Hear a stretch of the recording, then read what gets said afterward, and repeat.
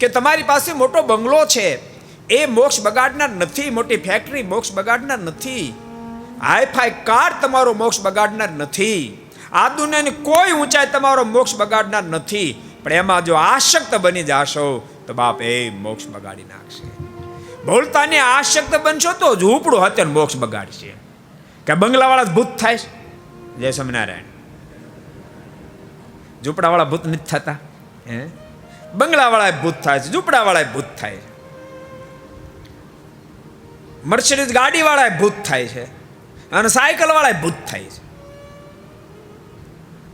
ભૂલતા ને તમારી પાસે કઈ ચીજ છે એના કરતા તમે એમાં આસક્ત કેટલા બન્યા છો એની સાથે બહુ મોટો મતલબ છે. અન ભક્તો, આસક્તિથી જો વિરક્ત થવું હોય તો એના માટે સત્સંગ કરવો પડે ને કરવો જ પડે. એમ હું કહું છું એમ નહીં. શ્રીમદ ભાગવતનો 5મ સ્કંદ ખોલો, ભરતજી કહી રહ્યા છે. अगर ये वीडियो आपको पसंद आया हो तो लाइक करें और शेयर करना मत भूलिए. सब्सक्राइब करें सरदार कथा चैनल को और बेल आइकॉन पर क्लिक करना मत भूलिए लेटेस्ट वीडियो सबसे पहले पाने के लिए.